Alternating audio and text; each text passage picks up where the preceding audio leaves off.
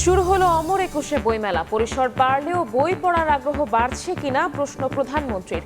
Bangla academy একুশে পদক তুলে দিলেন তারেক রহমান। পররাষ্ট্রনীতি ঢেলে সাজানোর লক্ষ্য, সবার সঙ্গে বন্ধুত্বের বদলে অগ্রাধিকারে বাংলাদেশ ফার্স্ট নীতি। অর্থনীতি নিরাপত্তা কৌশল হতে পারে ভিত্তি, বলছেন বিশ্লেষকেরা। মধ্যরাতে রাজধানীর আইনশৃঙ্খলা পরিদর্শন আইজিপির। পুলিশের মনোবল চাঙ্গা করতে উদ্যোগ নেওয়ার ঘোষণা। মব কালচার থেকে বেরিয়ে আসতে নতুন প্রজন্মের প্রতি আহ্বান। এবং 92 বার তারিখ পরিবর্তন করেও রিজার্ভ চুরির অভিযোগপত্র দিতে পারেনি সিআইডি। তথ্য উদ্ঘাটনে অসহযোগিতার অভিযোগ বাংলাদেশ ব্যাংকের বিরুদ্ধে, নষ্ট করা হয় আলামত।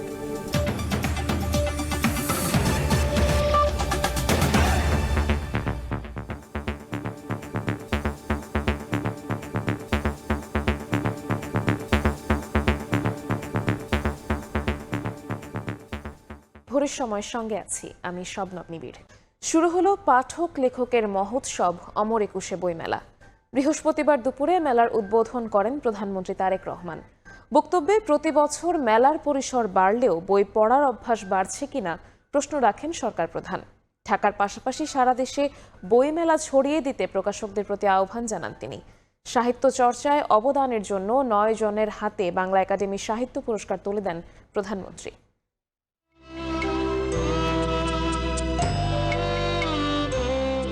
বহুমাত্রিক বাংলাদেশ প্রতিপাদ্য নিয়ে শুরু হলো বাঙালির প্রাণের মেলা অমর একুশে বইমেলা। বৃহস্পতিবার বিকেলে বাংলা একাডেমি প্রাঙ্গণে মেলার উদ্বোধন করেন প্রধানমন্ত্রী তারেক রহমান। পরে সহধর্মিণী ডাক্তার জুবাইদা রহমান এবং মেয়ে ব্যারিস্টার জাইমা রহমানকে সঙ্গে নিয়ে বিভিন্ন স্টল ঘুরে দেখেন সরকার প্রধান।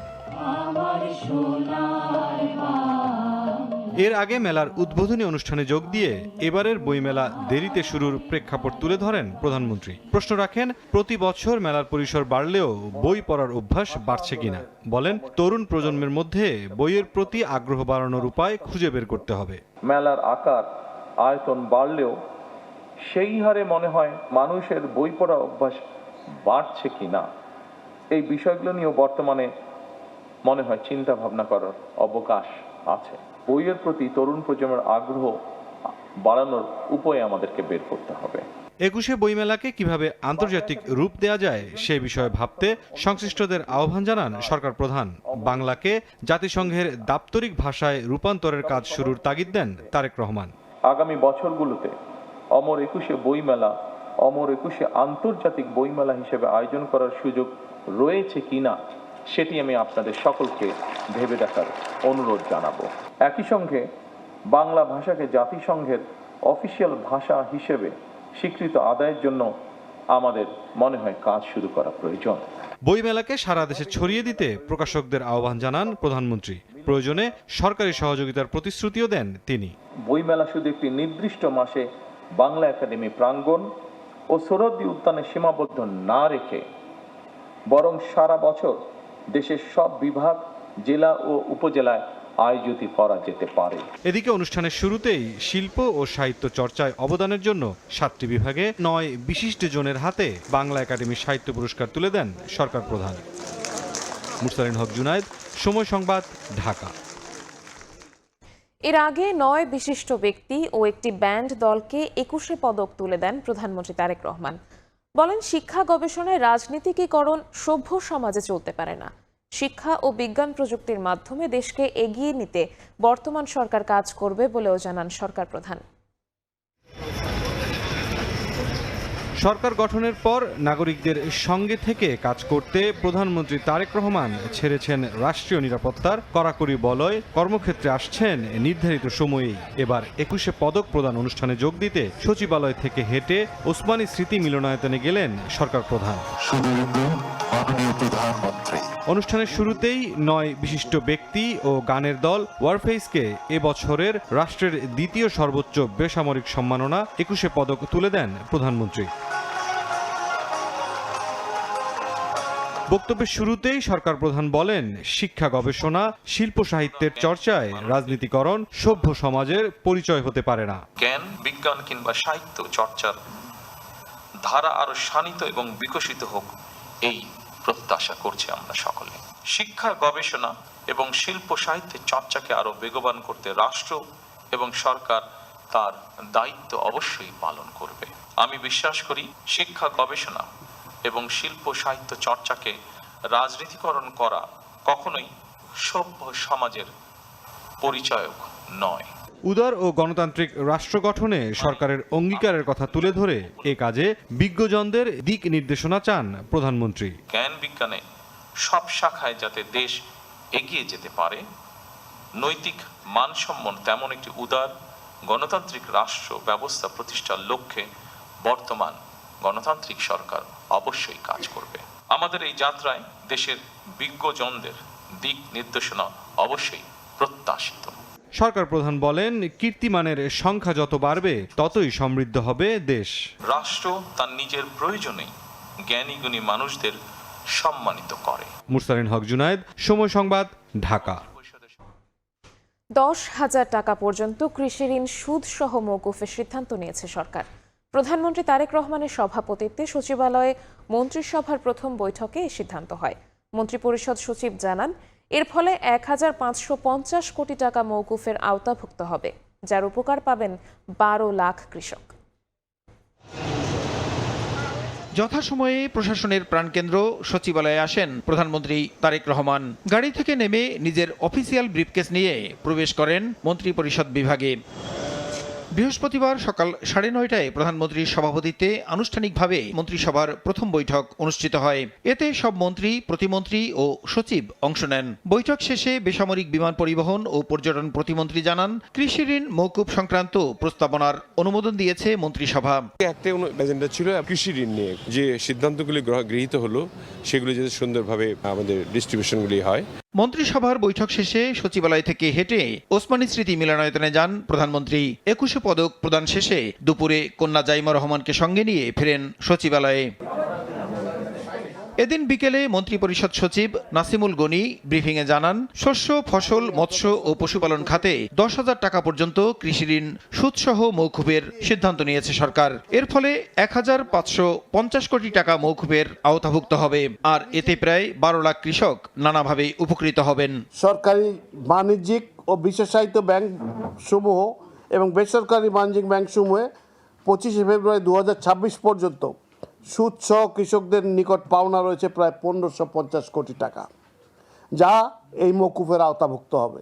এর মূল লক্ষ্য হল দরিদ্র কৃষকদের সামাজিক নিরাপত্তা নিশ্চিত করা। এর আগে বিএনপি সরকারের 1991-96 শাসনামলে কৃষকদের 5,000 টাকা পর্যন্ত কৃষি ঋণ সুদসহ মওকুফ করা হয়েছিল বলেও জানান মন্ত্রিপরিষদ সচিব। প্রক্রিয়ার মাধ্যমে প্রসূন আশিস, সময় সংবাদ, ঢাকা। ঈদযাত্রা নির্বিঘ্ন করতে নেওয়া হচ্ছে নানামুখী ব্যবস্থা। সড়কে থাকবে না চাঁদাবাজি, যানবাহনে বাড়বে না ভাড়া। সচিবালয়ে নৌপথে ঈদযাত্রা নিয়ে সংশ্লিষ্টদের সঙ্গে বৈঠক শেষে একথা বলেন সড়ক, নৌ ও রেলমন্ত্রী শেখ রবিউল আলম। নৌপথ নিরাপদ রাখতে 26টি সিদ্ধান্ত নেওয়া হয়েছে বলেও জানান মন্ত্রী।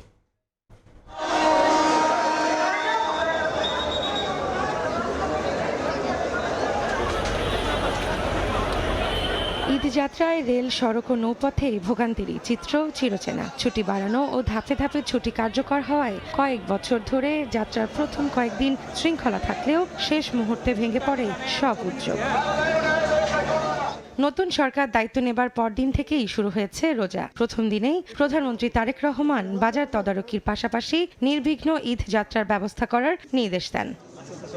বৃহস্পতিবার ঈদের নৌপথে স্বস্তির যাত্রা আয়োজনে মন্ত্রণালয়ে সংশ্লিষ্টদের সঙ্গে বৈঠক করেন সড়ক ও নৌ প্রতিমন্ত্রী এবং স্বরাষ্ট্র প্রতিমন্ত্রী। বৈঠক শেষে মন্ত্রী জানান, নৌপথে ঈদ যাত্রা নিরাপদ করতে 26টির মতো সিদ্ধান্ত নেওয়া হয়েছে। বাড়াতে পারবে না ভাড়া, নেওয়া যাবে না অতিরিক্ত যাত্রী। আমরা ছুটি পাবো, যে লঞ্চে যাই দৌড় দিয়ে লঞ্চে যাই, যে টিকিট করিনি, যে বাসে যেতে চাই দৌড় দিয়ে বাস স্টেশনে যাই। আমাদের এই যাত্রা তো আর পরিবর্তনটা হয়নি, ম্যানারের পরিবর্তন হয়নি। পরিবহনগুলো একটা শৃঙ্খলার সাথে সেটা চলছে এবং যাত্রী বহন করছে, এইটা আমাদের সুপারভিশনের দায়িত্ব।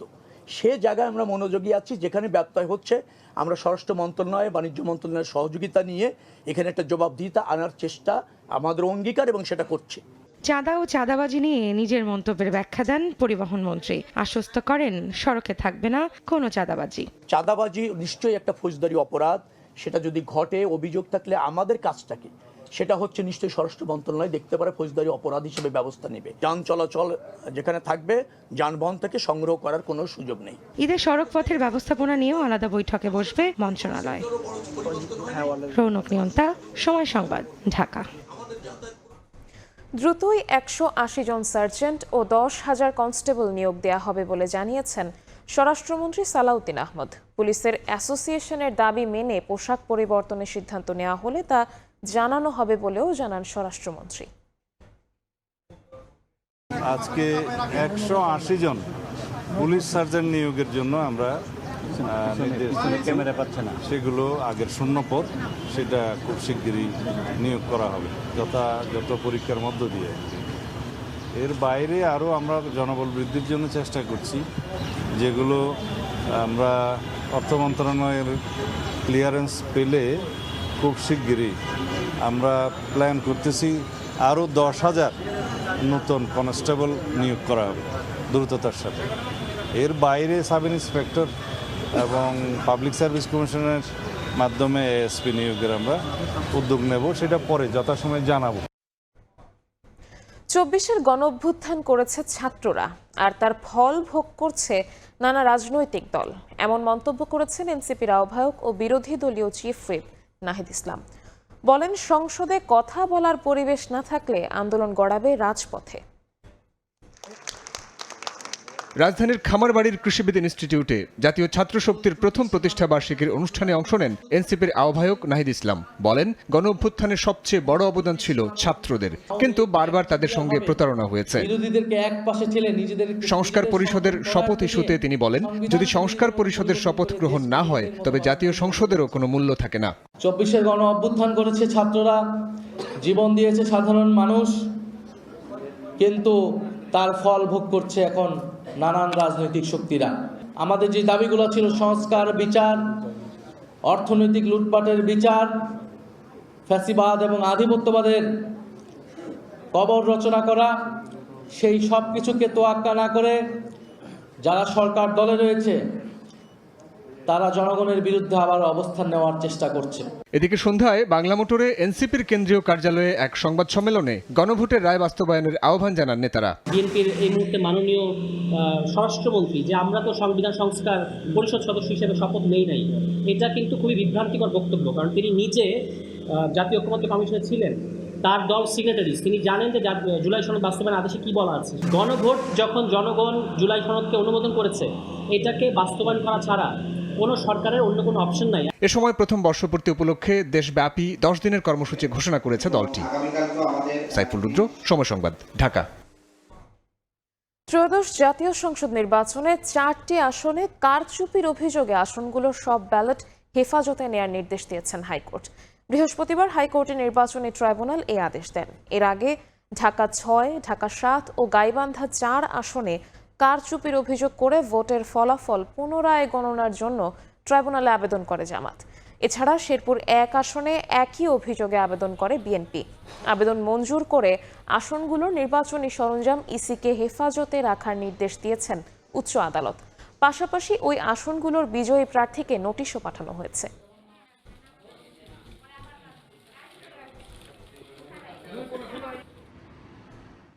জুলাই জাতীয় সনদ বাস্তবায়নের লক্ষ্যে অনুষ্ঠিত গণভোটের ফলাফলে বড় ধরনের সংশোধনী এনেছে নির্বাচন কমিশন।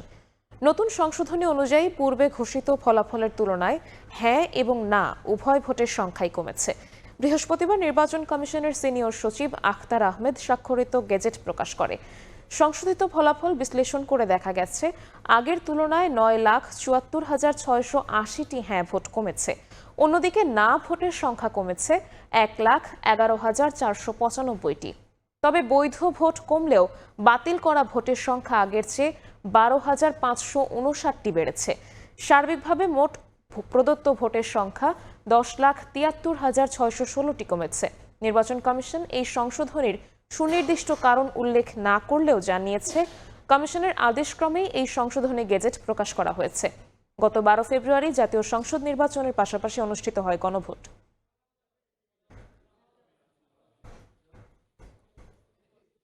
দেশের পররাষ্ট্রনীতিকে ঢেলে সাজাতে চায় নতুন সরকার।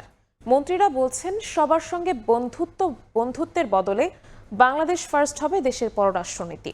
বিশ্লেষকরা মনে করেন নিজের চোখে বিশ্ব দেখা, অর্থনীতি ও শক্তিশালী নিরাপত্তা কৌশলই নতুন পররাষ্ট্রনীতির মজবুত ভিত্তি হতে পারে। আব্দুল্লাল শাফির প্রতিবেদন। জুলাই গণ অভ্যুত্থানের পর প্রথম গণতান্ত্রিক সরকার, পররাষ্ট্র মন্ত্রণালয় সরগরম, কূটনীতিকদের আনাগোনায়। বাংলাদেশের অবকাঠামো উন্নয়নের বড় অংশীদার চীন, আর বাণিজ্য সম্পর্ক ও সীমান্ত সীমানা বিবেচনায় সবচেয়ে বড় প্রতিবেশী ভারত। অন্যদিকে যুক্তরাষ্ট্রের নজর মানবাধিকার, প্রতিরক্ষা সরঞ্জাম ও ইন্দো প্যাসিফিক স্ট্র্যাটেজিতে। দীর্ঘদিনের অচলায়তন ভেঙে পাকিস্তানও চায় বাংলাদেশের সঙ্গে নতুন সম্পর্ক তৈরি করতে। বিএনপি সরকারের দায়িত্বপ্রাপ্তরা বলছেন গেল 17 বছরের নতজানু কূটনীতি থেকে বেরিয়ে এসেছে বাংলাদেশ। সরকার চায় বিএনপির প্রতিষ্ঠাতা সাবেক রাষ্ট্রপতি জিয়াউর রহমানের পররাষ্ট্রনীতিতে ফিরে যেতে। ফরেন পলিসির মোটো হবে হচ্ছে বাংলাদেশ ফার্স্ট। আমাদের মেরুদণ্ড শক্ত করে আমরা সামনের দিকে এগোতে চাই। বিশ্লেষকরা মনে করেন পররাষ্ট্রে সবার সঙ্গে বন্ধুত্বের যে নীতি তা ব্যর্থ হয়েছে। প্রশ্ন হচ্ছে শক্তিশালী অর্থনৈতিক কাঠামো ও সামরিক কৌশল ছাড়া কি বর্তমান বিশ্ব ব্যবস্থায় নিজের মতো পররাষ্ট্রনীতি গ্রহণ সম্ভব? আমি যখন প্রথম বাংলাদেশ বলছি, প্রতিটি দেশকে বোঝানো যে তোমার সাথে সম্পর্ক আমার তোমার সাথে, কিন্তু তুমি যদি এখন আমার সাথে সম্পর্ক করতে চাও এই বলে যে তৃতীয় দেশের সাথে তোমারও একটা বৈরী সম্পর্ক তৈরি করতে হবে, যার সাথে হয়তো আমার একটা ভালো সম্পর্কই আছে, সেই জায়গায় আর বাংলাদেশ প্রথম হলো না। ফরেন পলিসি এবং ডিফেন্স পলিসির ভেতরে একটা কোঅর্ডিনেশন থাকতে হবে। সিকিউরিটি পলিসি যেমন প্রয়োজন, ডিফেন্স পলিসি যেটা আমাদের অলরেডি আছে, সেই ডিফেন্স পলিসি, ডিফেন্স ফোর্স, এইটাকে তেমন শক্তিশালী করতে হবে যেন আপনার ফরেন পলিসিকে তারা স্ট্রেনথেন করতে পারে। নিরাপত্তা বিশ্লেষকরা বলছেন বহুমেরুর বিশ্বে ডিপ্লোমেসিকে সাজানো যায় দুটি আলাদা ট্রায়াঙ্গেলে। একদিকে চীন পাকিস্তান, যাদের ফ্রেমে জিও ইকোনমিক্স এবং জিও সিকিউরিটি। অন্যদিকে ট্রেড অ্যান্ড কমার্সের সঙ্গে জিও পলিটিক্সের ফ্রেমে থাকবে ভারত ও যুক্তরাষ্ট্র। সিঙ্গাপুরের মতো ছোট একটা দেশ চায়নার সাথে তাদের 110 থেকে 115 বিলিয়ন ডলারের বিজনেস আছে। অ্যাট দ্য সেম টাইম আমেরিকার সাথে তারা ব্যালেন্স করে চলতেছে তাদের মিলিটারিলি এগ্রিমেন্ট, আন্ডারস্ট্যান্ডিং, কোঅপারেশন এটা আছে। সুতরাং ব্যালেন্স করে চলা সম্ভব। আমি মনে করি না যে প্রথম বাংলাদেশ করা সম্ভব দুই দেশের নাগরিক হয়ে। এটা সম্ভব না। ফার্স্ট বাংলাদেশ আমাকেও একটাই সিটিজেনশিপ হতে হবে। তারা বলছেন পররাষ্ট্রনীতিতে শক্ত অবস্থান জানান দিতে জ্ঞান ও দর কষাকষিতে দক্ষ এমন কূটনীতিক গড়ে তুলতে হবে। পুনর্মূল্যায়ন করতে হবে পররাষ্ট্র সংক্রান্ত নানান নীতি। আব্দুল্লাহ শাফি, সময় সংবাদ, ঢাকা। নিজ নিজ কর্মক্ষেত্রে ফিরতে শুরু করেছেন অন্তর্বর্তী সরকারের উপদেষ্টারা। ইতোমধ্যে বেশিরভাগ উপদেষ্টা সরকারি বাসা ছেড়েছেন, তবে অনেকে এখনও আছেন সরকারি বাংলো বা অ্যাপার্টমেন্টে। তবে প্রায় প্রত্যেকেই গণমাধ্যম এড়িয়ে চলছেন, আছেন লোকচক্ষুর আড়ালে। গত দুদিনে অন্তত 10 জন সাবেক উপদেষ্টার বাসায় যায় সময় সংবাদ, কিন্তু বাসায় থাকার পরও কোনো উপদেষ্টা দেখা করতে রাজি হয়নি। মুঠোফোনেও যোগাযোগ করে তাদের বেশিরভাগকেই পাওয়া যাচ্ছে না। যদিও জনমনে প্রশ্ন আছে কোথায় আছেন ইউনূস সরকারের উপদেষ্টারা। আতিকুর রহমান তমালের বিশেষ রিপোর্ট। অন্তর্বর্তীকালীন সরকারের 24 আগস্টে অভাবনীয় এক অভ্যুত্থানের পর 8 আগস্ট গঠিত হয় অন্তর্বর্তীকালীন সরকার। ডক্টর মোহাম্মদ ইউনূসকে প্রধান করে 16 উপদেষ্টা নিয়ে যাত্রা শুরু করে অভ্যুত্থান পরবর্তী সরকার। পরবর্তীতে এই পরিষদে যুক্ত হন আরও কয়েকজন উপদেষ্টা, সঙ্গে যুক্ত হন কয়েকজন বিশেষ সহকারী। দায়িত্ব গ্রহণের 1.5 বছরের মাথায় নির্বাচনের মধ্য দিয়ে তারেক রহমানের নেতৃত্বে সরকারে আসে বিএনপি। কিন্তু নতুন সরকারের শপথের আগেই প্রধান উপদেষ্টার ডাক, টেলিযোগাযোগ ও তথ্যপ্রযুক্তি মন্ত্রণালয়ের বিশেষ সহকারী ফয়েজ আহমেদ তৈয়ব দেশ ছাড়েন। 17 ফেব্রুয়ারি নতুন সরকারের শপথের পর রাতেই সিঙ্গাপুরের উদ্দেশ্যে দেশ ছাড়েন প্রধান উপদেষ্টার আন্তর্জাতিক বিষয়ক বিশেষ দূত লুৎফি সিদ্দিকী। প্রধান উপদেষ্টার বিশেষ সহকারী আলী রিয়াজও ঢাকা ছাড়েন 22 ফেব্রুয়ারি রাতে। এসব কারণে সরকার পরিবর্তনের পর সভাপতির প্রশ্ন দেখা দিয়েছে সাবেক উপদেষ্টারা কে কোথায় আছেন। গত দুদিন সরেজমিন পরিদর্শনে গিয়ে দেখা যায় অন্তর্বর্তীকালীন সরকারের প্রধান উপদেষ্টা যমুনাতেই অবস্থান করছেন। তবে সরকারের দায়িত্ব শেষ করে তিনি যোগ দিয়েছেন ইউনূস সেন্টারে। চলতি মাসের শেষ দিন তিনি যমুনা ছেড়ে তার নিজ বাসভবন গুলশানে ফিরবেন বলেও জানা গেছে।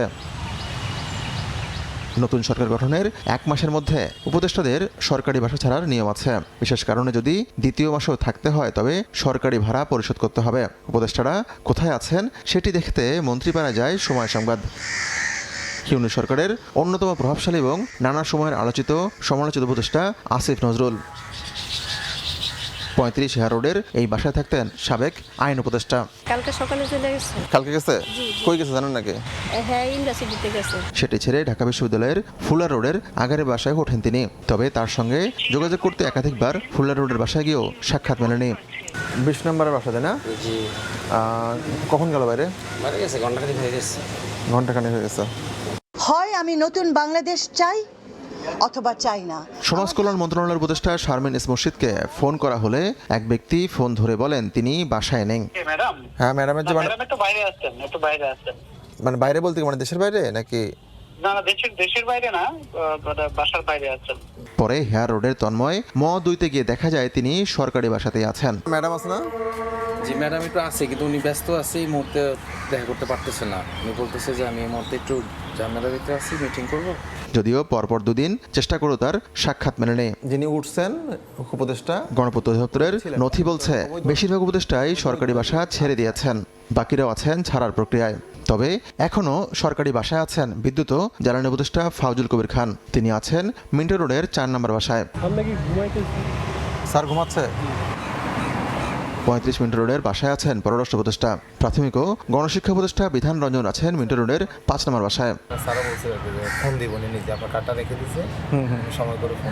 শিক্ষা উপদেষ্টা সিআর আবরার আছেন 34 মিন্টো রোডে। প্রত্যেকের বাসায় গিয়ে এবং মোবাইলে একাধিকবার কল করা হলেও তারা সাড়া দেননি। সরকারি আবাসন পরিদপ্তরের সূত্রে জানা গেছে পরিবেশ উপদেষ্টা সৈয়দা রিজওয়ানা হাসান, স্বরাষ্ট্র উপদেষ্টা জাহাঙ্গীর আলম, ওয়াহিদুদ্দিন মাহমুদ, ফরিদা আখতার, এম সাখাওয়াত হোসেন ও মোস্তফা সরোয়ার ফারুকী সরকারি বাসার সুবিধা না নিয়ে ঢাকায় নিজ বাসাতেই ছিলেন। পাথর লুটপাট যাতে বন্ধ হয় সেজন্যই তো ফিল্ডে গিয়েছিলাম। দায়িত্ব শেষে 18 ফেব্রুয়ারি বাংলাদেশ পরিবেশ আইনজীবী সমিতি বেলায় আবারও কাজ শুরু করেছেন সৈয়দা রিজওয়ানা হাসান। একাধিকবার ফোন করা হলেও তিনি ফোন রিসিভ করেননি।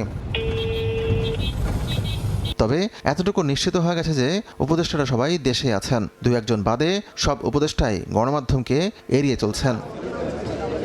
নৌপরিবহন মন্ত্রণালয় সামলানো এম সাখাওয়াত মুঠোফোনে জানান দায়িত্ব পালন করলে তিনি নোয়াখালীর হাতিয়ায় নেওয়া একটি প্রকল্প দেখতে গিয়ে মানুষের সহযোগিতা পেয়েছেন। আগামী দিনগুলোতে নিজের লেখালেখি ও শিক্ষকতায় ফিরবেন তিনি। আমি মনে করি যে আমার যা সক্ষমতা ছিল, যা প্রজ্ঞা ছিল, যা সততা ছিল, সমস্ত কিছু দিয়ে আমি কাজগুলো করেছি। জনমানুষ বলছে অন্তর্বর্তী সরকারের সব উপদেষ্টার ভূমিকা বিতর্কিত ছিল না। ওই সময়ে তারা যদি আমাদের ক্ষমতায় না গ্রহণ করতো তাহলে দেশের অবস্থা কি হতো সেটা আমরা বুঝতে পারি। আমি পলিটিক্যাল সায়েন্সের স্টুডেন্ট, সেই হিসেবে আমি বুঝতে পারি। 17 বছর আগে কি চুরি হয় নাই, চাঁদাবাজি হয় নাই? হয়েছে তো, কন্টিনিউয়াসলি হয়েছে। কিন্তু আমরা কি এই ডিবেটে, এই যে আমি বলতে পারছি ইন্টারভিউতে এসে, আপনি কি আমাকে কোশ্চেন করতে পারছেন? এই যে আমরা এই ডিবেটটাতে আসতে পেরেছি যে তারা সবাই অন্যায় করছে কি করে নাই, এটাই তো একটা অ্যাচিভমেন্ট না? তাই সবারই লোকচক্ষুর অন্তরালে চলে যাবার কোনো কারণ নেই বলেও মনে করেন তারা। নতুনের আগমনে পুরাতনের বিদায়, এটাই প্রকৃতির নিয়ম। তবে মানুষ বলছে ইউনূস সরকার ও তার উপদেষ্টারা সব দিক দিয়ে সফল সেটি বলার কোনো সুযোগ নেই। আছে নানাবিধ ব্যর্থতা, আছে বিচিত্র সব মব সন্ত্রাস, আটকাতে না পারার গ্লানিও। তবে এটিও সত্য যে এই সরকার একটি সুষ্ঠু নির্বাচন করতে পেরেছে। আর সব কিছু বাদ দিলেও এই একটি কারণেই বাংলাদেশের রাজনৈতিক ইতিহাসে এই সরকার বিবেচিত হবে গুরুত্বের সাথে, ইতিবাচকভাবেই। আতিকুর রহমান তামাল, সময় সংবাদ, ঢাকা। মধ্যরাতে রাজধানীর আইনশৃঙ্খলা পরিস্থিতি ঘুরে দেখলেন পুলিশ মহাপরিদর্শক। জানিয়েছেন পুলিশের মনোবল ফেরাতে কাজ চলছে। এছাড়া মব কালচার থেকে বেরিয়ে আসতে তরুণ প্রজন্মের প্রতি আহ্বান জানিয়েছেন পুলিশ প্রধান। এদিকে মব কালচার, চুরি, ছিনতাই ও চাঁদাবাজি বন্ধে তৎপরতা শুরু করেছে পুলিশ। রাজধানীর মোহাম্মদপুরের জেনেভা ক্যাম্পে মাদক বিরোধী সাঁড়াশি অভিযান চালিয়েছে পুলিশ। এ সময় কয়েকজনকে আটক করে আইন শৃঙ্খলা বাহিনী। বৃহস্পতিবার রাত 8টা থেকে শুরু হওয়া অভিযানে counter terrorism and transnational crime ইউনিটের ডগ স্কোয়াড ব্যবহার করে ক্যাম্পের বিভিন্ন ব্লক ও আশেপাশের এলাকায় তল্লাশি চালানো হয়। পুলিশ জানায় মাদক কেনাবেচা ও সেবনের অভিযোগের ভিত্তিতে বিশেষ এই অভিযান পরিচালনা করেন তারা। পাশাপাশি কিশোর গ্যাং এবং চাঁদাবাজির বিরুদ্ধেও হুঁশিয়ারি দেয় পুলিশ। ছিনতাইকারী, মাদক এবং সন্ত্রাসের বিরুদ্ধে এই অভিযান চলমান থাকবে এবং কিশোর গ্যাংয়ের কোনো দৌরাত্ম্য এই মোহাম্মদপুর আদাবরে থাকবে না। পরে মধ্যরাতে রাজধানীর আইন শৃঙ্খলা পরিস্থিতি পরিদর্শনে মোহাম্মদপুর আসেন পুলিশ মহাপরিদর্শক আলী হোসেন ফকির। এ সময় মব কালচার থেকে বেরিয়ে আসার জন্য নতুন প্রজন্ম এবং রাজনৈতিক দলগুলোকে আলোচনার টেবিলে বসার অনুরোধ জানান। পাশাপাশি সমস্যাকে পুঁজি করে কোনো মহলকে সুবিধা নিতে দেয়া হবে না বলেও জানান আইজিপি। নগরবাসীকে স্বস্তি দেওয়া, ছিনতাইকারীর কবল থেকে রক্ষা করা, এই মব কালচার থেকে বেরিয়ে আসার জন্য আমি আমার ইয়াং জেনারেশনের ভাইদেরকে অনুরোধ করব, বিশেষ করে পলিটিক্যাল লিডারদেরও বলবো, আপনারা সমঝোতার মাধ্যমে আপনারা আলোচনার টেবিলে বসে সকল সমস্যার সমাধান করেন। অনেক সময় হোয়াইট কলার ক্রিমিনাল যারা বিভিন্ন দলের ব্যানারে থেকে এই সমস্ত নেতৃত্ব দেয়, এগুলাকে আমরা আইনের আওতায় আনবো সঠিকভাবে। সাম্প্রতিক সময়ের অভিযান আইন শৃঙ্খলার নানা প্রেক্ষাপট তুলে ধরেন পুলিশ প্রধান। এছাড়াও পুলিশের সব মহল থেকে পোশাক পরিবর্তনের বিষয়ে আলোচনা চলছে জানিয়ে বলেন, পুলিশের শুধু পোশাক নয়, দরকার মনের পরিবর্তনও। পুলিশ সার্ভিস থেকে শুরু করে ফিল্ড লেভেল থেকে সবাই চাচ্ছে এটা ভিজিবল পোশাক। সরকার ব্যাপারে কনসার্ন, তারাও আলোচনার মাধ্যমে নতুন একটা কিভাবে সুন্দর পোশাক দেওয়া যায়। শুধু পোশাক না, আগে আমাদের পুলিশের মনের পরিবর্তন, রুহটাকে, কল্পটাকে সুন্দর করতে হবে। এটা যদি যত ভালো পোশাকই দেন না কেন, আমি যদি আমার পুলিশের যারা ফোর্স আছে, আমাদের অফিসাররা আছে, তারা যদি তাদের হৃদয়টাকে যে প্রকৃতপক্ষে সেবক হিসাবে কাজ করতে না চায়, তাহলে কিন্তু এটার পোশাক পরিবর্তন করেন, যাই করেন, অনেক অস্ত্র দিলেন, অ্যাপারেটাস দিলেন, কিন্তু কাজ হবে না। আসন্ন ঈদকে কেন্দ্র করে রাজধানীবাসীকে নিরাপদ রাখতে নিয়মিত রাতে অভিযান অব্যাহত থাকবে বলেও জানান পুলিশ মহাপরিদর্শক। মনির হোসাইন, সময় সংবাদ, ঢাকা। প্রসিকিউশনের অভ্যন্তরীণ দ্বন্দ্বে বিচার কাজ বাধাগ্রস্ত হবে না বলে সাফ জানালেন আন্তর্জাতিক অপরাধ ট্রাইব্যুনালের চিফ প্রসিকিউটর আমিনুল ইসলাম। অপরাধীকে ছাড় দেয়া হবে না বলেও কড়া বার্তা দেন তিনি। এদিকে ৭১-এ মানবতা বিরোধী অপরাধের মামলায় আমৃত্যু কারাদণ্ডপ্রাপ্ত বাগেরহাটের খান আকরাম হোসেনকে খালাস দিয়েছেন সুপ্রিম কোর্টের আপিল বিভাগ। ৭১-এ মানবতা বিরোধী অপরাধে আমৃত্যু কারাদণ্ড হয় খান আকরাম হোসেনের। মুক্তিযুদ্ধের সময় বাগেরহাটে আটক করে নির্যাতন ও হত্যার অভিযোগ প্রমাণিত হওয়ায় ২০১৫ সালের ১১ আগস্ট আকরামকে ফাঁসির দণ্ড দেন আন্তর্জাতিক অপরাধ ট্রাইব্যুনাল। বৃহস্পতিবার দেশের সর্বোচ্চ আদালত তার খালাসের রায় ঘোষণা করেন। আসামি পক্ষের আইনজীবীদের দাবি, খান আকরাম হোসেন নামে যাকে মৃত্যুদণ্ড দেওয়া হয়েছে তিনি রাজাকার নন। রাজাকার আকরামের নামের সঙ্গে মিল থাকায় তাকে এই মামলায় জড়ানো হয়। আমৃত্যু কারাদণ্ড দেওয়া হয়, সেই রায়ের বিরুদ্ধে আমরা আপিল করি ২০১৮ সালে। সেই আপিলটি আজকে নিষ্পত্তি হয়েছে, মাননীয় অ্যাপিলেট ডিভিশন আপিলটি অ্যালাউ করেছেন। নবনিযুক্ত ট্রাইব্যুনালের চিফ প্রসিকিউটর আমিনুল ইসলাম জানান, ট্রাইব্যুনালে ৪ জন চাক্ষুসাক্ষী খান আকরাম হোসেনকেই রাজাকার হিসেবে শনাক্ত করেছিল। রায়ের পূর্ণাঙ্গ কপি হাতে পেলে পরবর্তী আইনি পদক্ষেপ নেওয়ার কথা জানিয়েছেন তিনি। বিচারকালে এই ৪ জন সাক্ষী ডকে এই খান আকরাম হোসেনকে আইডেন্টিফাই করতে পেরেছে। চিফ প্রসিকিউটর আরও জানান, প্রসিকিউশনের অভ্যন্তরীণ দ্বন্দ্বে বিচার কাজে কোনো প্রভাব পড়বে না, শিগগিরই সমাধানের আশ্বাসও দেন তিনি। আপনি ধরে নেন, এটা আমরা আইসিটি ট্রাইব্যুনালে আমরা যারা কাজ করি, আমরা একটা পরিবারের সদস্য। আমাদের আভ্যন্তরীণ অনেক কিছু হলে হতে পারে, কিন্তু এইটা আমাদের বিচারের সাথে কোনো সম্পর্ক নেই। এর আগে আন্তর্জাতিক অপরাধ ট্রাইব্যুনালের সাবেক চিফ প্রসিকিউটর তাজুল ইসলাম ও প্রসিকিউটর গাজী এইচ.এম. তামিমের বিরুদ্ধে ঘুষ নেওয়ার অভিযোগ তোলেন প্রসিকিউটর বি.এম. সুলতান মাহমুদ। ট্রাইব্যুনালের বিচার কাজকে প্রশ্নবিদ্ধ করতেই এমন ষড়যন্ত্র দাবি করে বিবৃতি দেন তাজুল ও তামিম। আসিফ মোহাম্মদ সিয়াম, সময় সংবাদ, ঢাকা। বাংলাদেশ ব্যাংকের রিজার্ভ চুরির ঘটনা পেরিয়েছে ১০ বছর। ৯২ বার তারিখ পরিবর্তন করেও আদালতে অভিযোগপত্র জমা দিতে পারেনি সিআইডি। অর্থনীতিবিদরা মনে করেন, স্পর্শকাতর এ মামলার বিষয়ে আরও আগেই চূড়ান্ত ব্যবস্থা নেওয়া দরকার ছিল।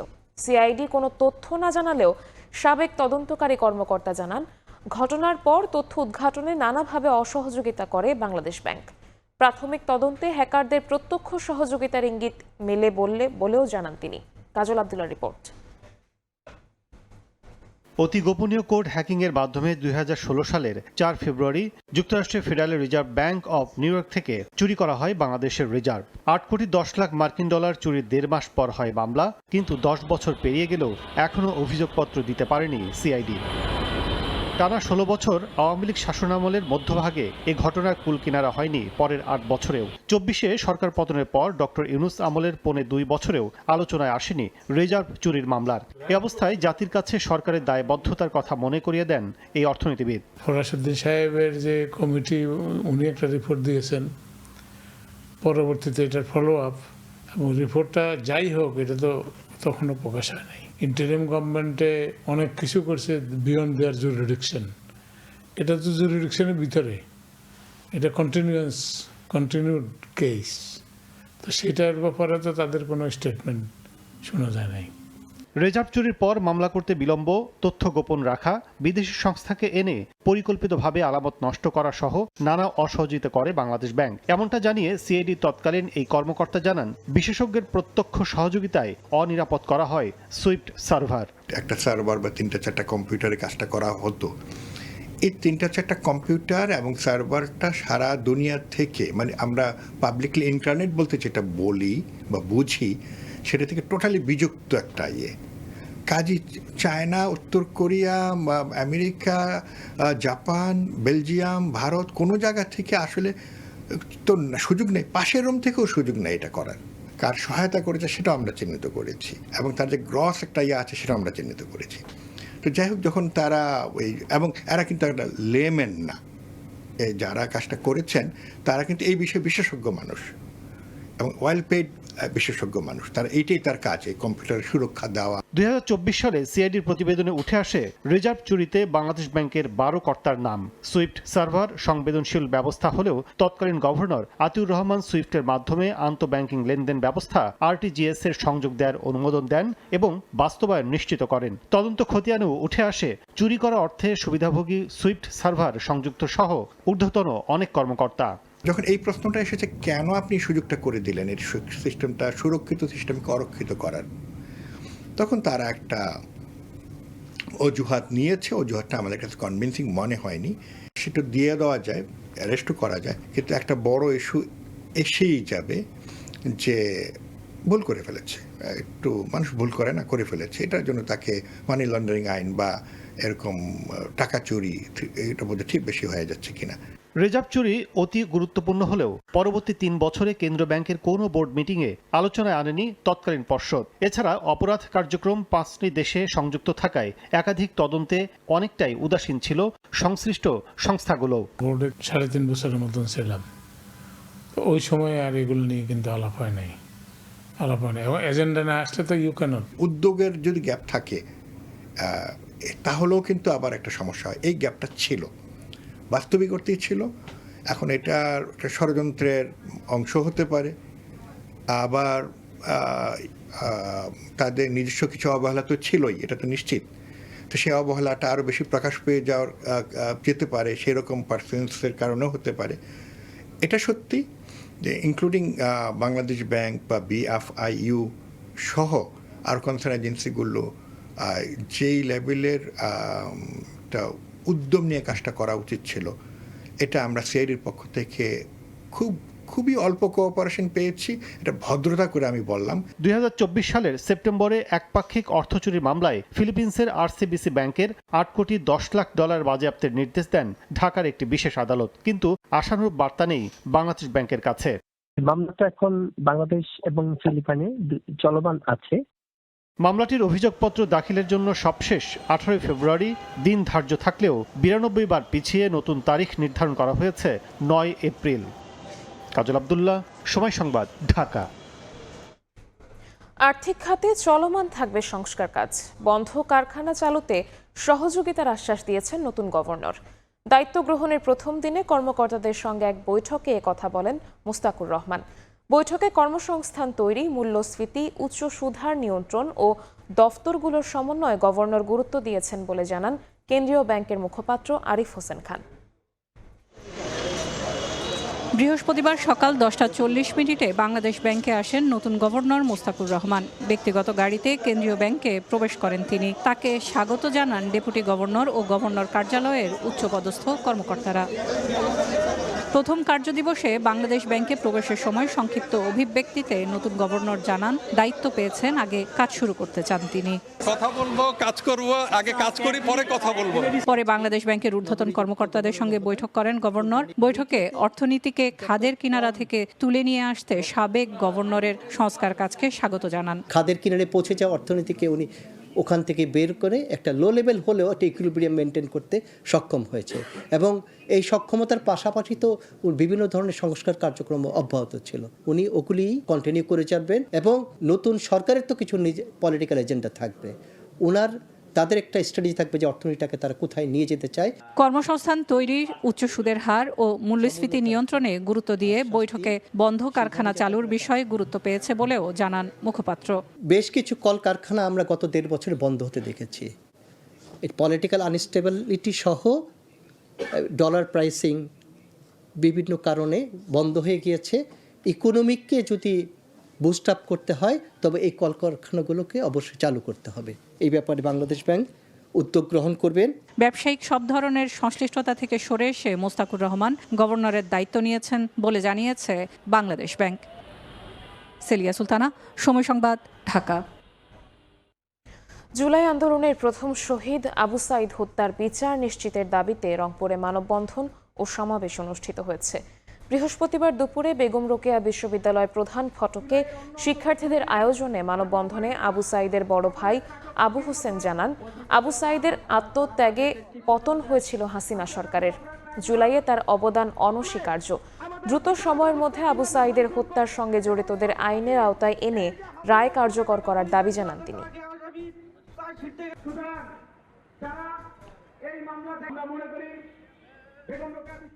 অনুপ্রবেশের অভিযোগে আটকের 7 ঘণ্টা পর বাংলাদেশি যুবককে ফেরত দিয়েছে বিএসএফ।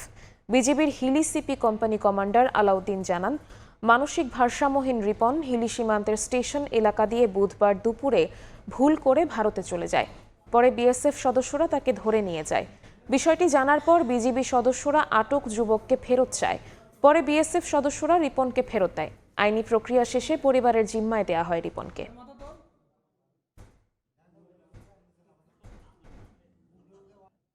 খুলনায় শেখ সোহেল নামের এক ব্যবসায়ীকে গুলি করে হত্যা করেছে দুর্বৃত্তরা। পুলিশ জানায়, বৃহস্পতিবার দুপুরে নগরের খানজাহান আলী এলাকায় একটি গ্যারেজে মোটরসাইকেল মেরামত করাতে আসেন সোহেল। একই সময় মোটরসাইকেলে আসা 2 দুর্বৃত্ত তাকে লক্ষ্য করে গুলি ছুড়ে পালিয়ে যায়। এতে ঘটনাস্থলেই মারা যান তিনি। খবর পেয়ে পুলিশ এসে মরদেহ উদ্ধার করে খুলনা মেডিকেল মর্গে পাঠায়।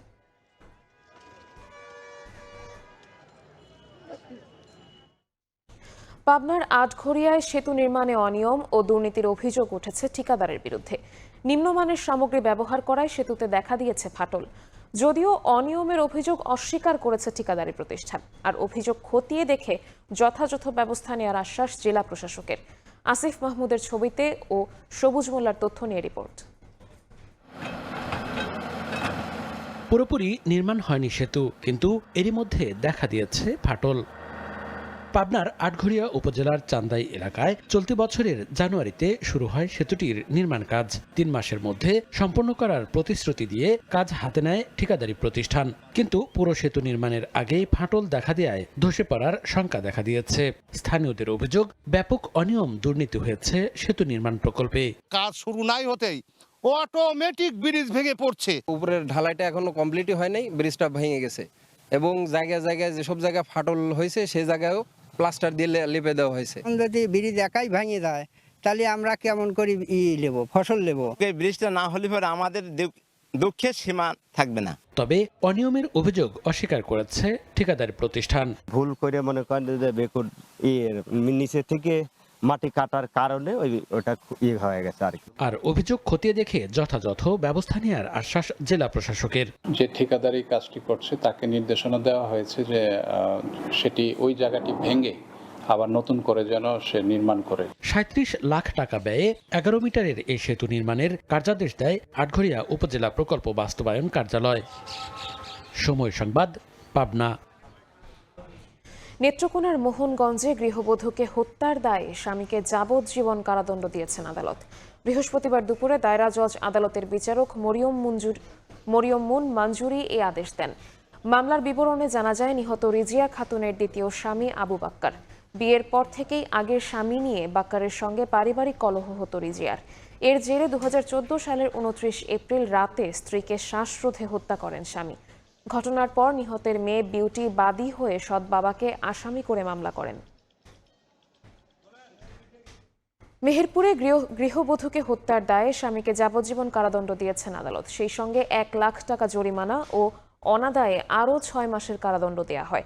বৃহস্পতিবার জেলা ও দায়রা জজ আদালতে এই রায় ঘোষণা করা হয়। মামলা সূত্রে জানা যায় 2018 সালের 15 নভেম্বর রাতে স্ত্রী জাহানারা খাতুনকে পরকীয়ার সন্দেহের জেরে শ্বাসরোধে হত্যার পর বাড়ির পাশে ফেলে রাখেন স্বামী রেজাউল ইসলাম। এরপর নিহতের মা বাদী হয়ে গাংনী থানায় হত্যা মামলা করেন। পুলিশ রেজাউলকে গ্রেফতার করে জিজ্ঞাসাবাদ করলে হত্যার কথা স্বীকার করেন তিনি। পরে আদালতে 164 ধারায় স্বীকারোক্তি দেন। ফেনীর সোনাগাজী উপজেলা প্রকল্প বাস্তবায়ন কর্মকর্তার কার্যালয়ে ঘুষ নেওয়ার অভিযোগে দুদকের হাতে আটক হয়েছেন পিআইও ও তার সহকারী। বৃহস্পতিবার বিকেলে উপজেলা প্রকল্প বাস্তবায়ন কর্মকর্তার কার্যালয়ে অভিযান পরিচালনা করে দুর্নীতি দমন কমিশন। দুদক জানায়, ঠিকাদার হুমায়ুন কবির রানার কাছ থেকে 1 লাখ টাকা ঘুষ গ্রহণের সময় পিআইও মোহাম্মদ আল সাইদ এবং কার্য সহকারী আবু নাসেরকে হাতে নাতে আটক করা হয়। মোহাম্মদ হুমায়ুন কবির 23 ফেব্রুয়ারি দুর্নীতি দমন কমিশন নোয়াখালী সমন্বিত জেলা কার্যালয়ের উপপরিচালক বরাবর একটি লিখিত অভিযোগ করেন। পরে অভিযান চালিয়ে অভিযুক্তদের আটক করা হয়।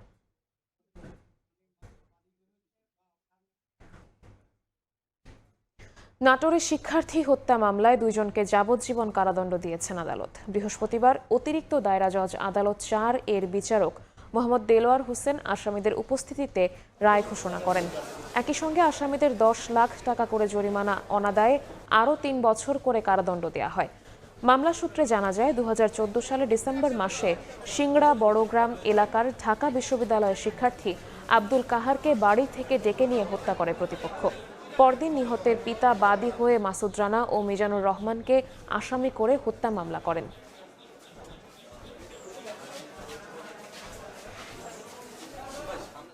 ফরিদপুরে কম্প্রেসার মেশিনের মাধ্যমে পেটে বাতাস ঢুকিয়ে কিশোর হত্যার ঘটনায় মূল অভিযুক্তকে গ্রেফতার করেছে র্যাব।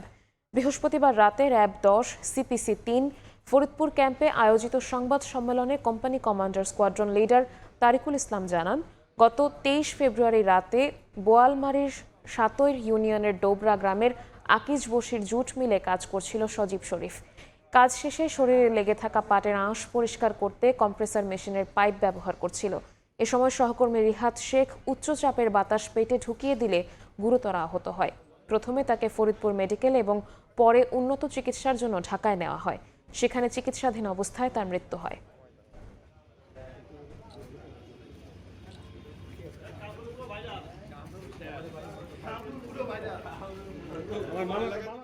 চাঁদপুরের মতলব উত্তরে আলোচিত শাকিলা আক্তার হত্যা মামলার রহস্য উদ্ঘাটন ও মামলার প্রধান আসামি বিল্লাল হোসেনকে গ্রেফতার করেছে পুলিশ। পুলিশ জানায়, শাকিলা নার্স হিসেবে নারায়ণগঞ্জের একটি ক্লিনিকে কর্মরত ছিলেন। গত 11 ফেব্রুয়ারি জাতীয় সংসদ নির্বাচনে ভোট দেওয়ার উদ্দেশ্যে তিনি বাড়িতে আসেন এবং 15 ফেব্রুয়ারি দুপুরে কর্মস্থলে ফেরার জন্য বের হন। পরদিন তার মরদেহ উদ্ধার হয়। এ ঘটনায় নিহতের বাবা হত্যা মামলা করেন।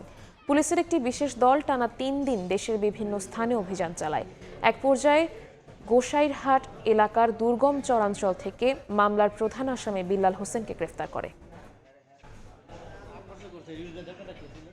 কুমিল্লায় বাস চাপায় 2 নারী নিহত হয়েছেন। বৃহস্পতিবার সন্ধ্যায় লাকসামের কুমিল্লা নোয়াখালী আঞ্চলিক মহাসড়কের রাজাপুর মাজার গেট এলাকায় এ দুর্ঘটনা ঘটে।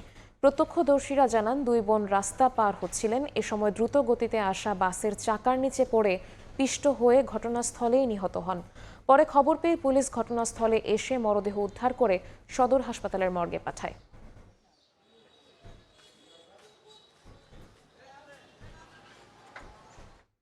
ভোরের সময় ছিল আমার কাছে। মিয়ানমারে সিমেন্ট ও খাদ্যদ্রব্য পাচারের সময় 19 পাচারকারীকে আটক করা হয়েছে। কোস্টগার্ড জানায়, বৃহস্পতিবার ভোরে তাদের জাহাজ অপূর্ব বাংলা সেন্ট মার্টিন দক্ষিণ পূর্ব এলাকায় অভিযান চালানো হয়। এ সময় 2টি ফিশিং বোটে তল্লাশি চালিয়ে 1140 বস্তা সিমেন্ট, 5 বস্তা রসুন, 50 বস্তা ছোলা, 20 বস্তা আলু ও 7080 পিস এনার্জি ড্রিঙ্ক জব্দ করা হয়। পরে আটককৃত মালামাল ও 19 পাচারকারীকে টেকনাফ থানায় হস্তান্তর করা হয়।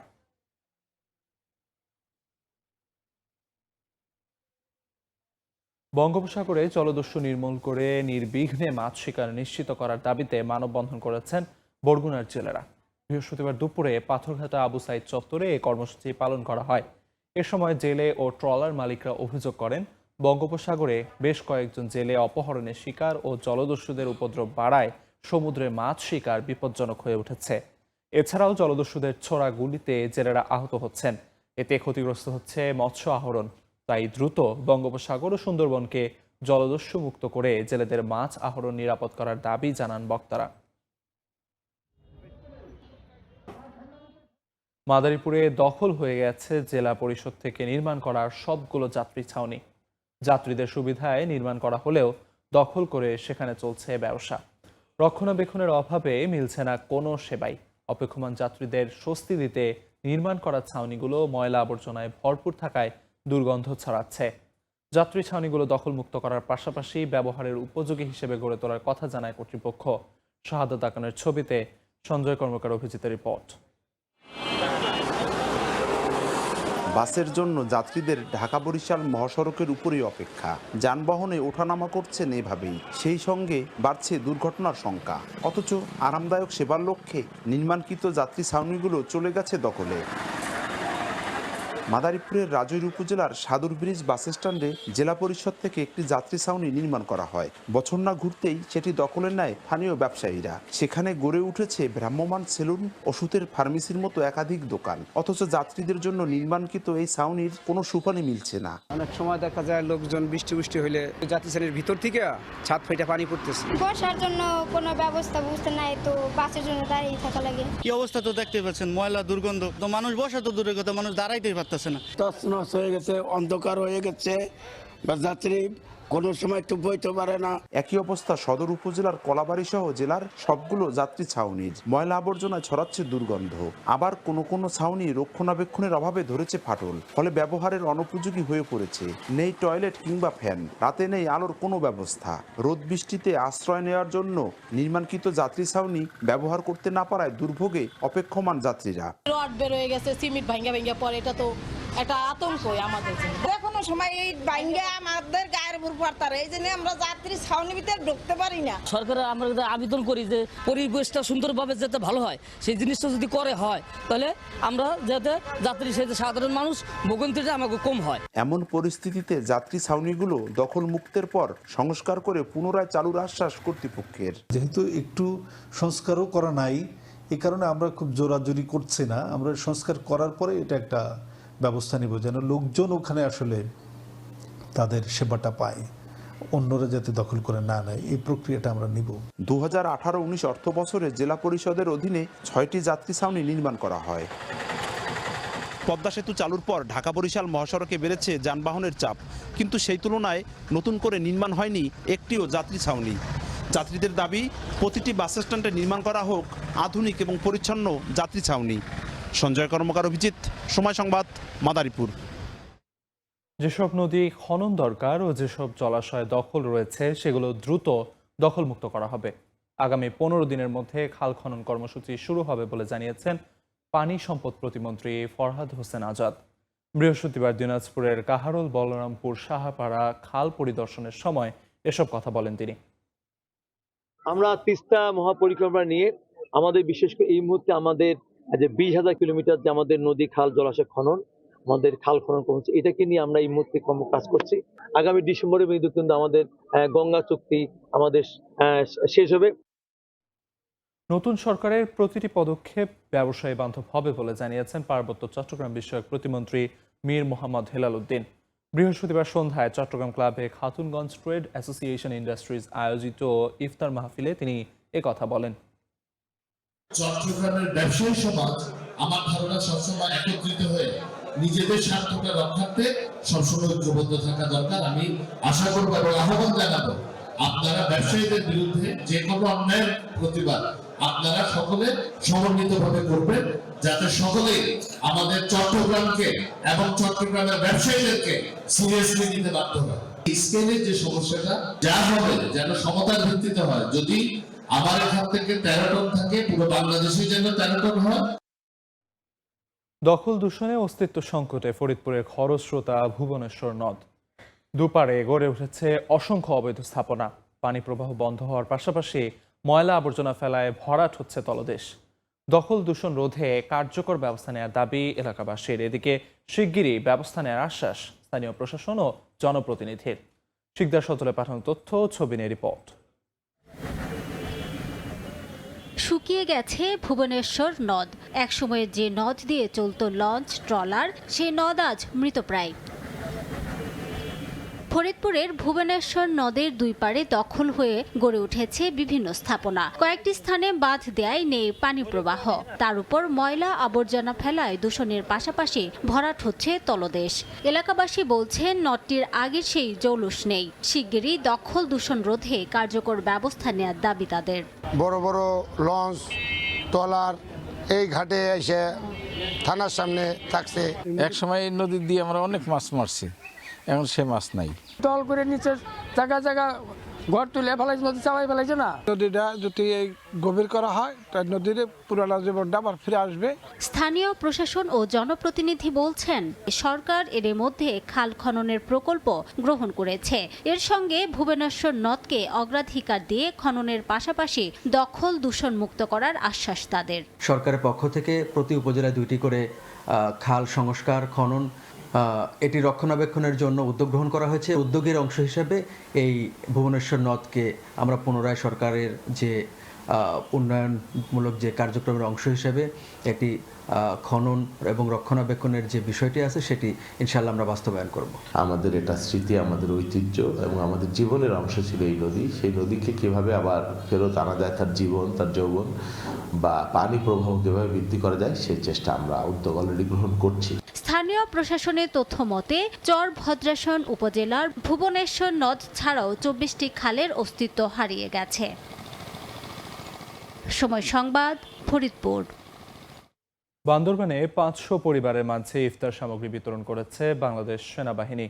বৃহস্পতিবার সকালে সদর সেনা জোন মাঠে zone commander lieutenant colonel Mohammad হুমায়ুনের নেতৃত্বে অসহায় পরিবার ও এতিমখানায় চাল, ডাল, মুড়ি, ছোলা, তেল, খেজুর সহ নানা ইফতার সামগ্রী দেয়া হয়। পাহাড়ে নিরাপত্তা দেওয়ার পাশাপাশি সম্প্রীতির এই অঞ্চলের মানুষের ভাগ্য উন্নয়নে কাজ করে যাচ্ছে বাংলাদেশ সেনাবাহিনী। এ ধরনের উদ্যোগ আগামীতেও অব্যাহত থাকবে বলে জানানো হয়েছে সেনাবাহিনীর পক্ষ থেকে।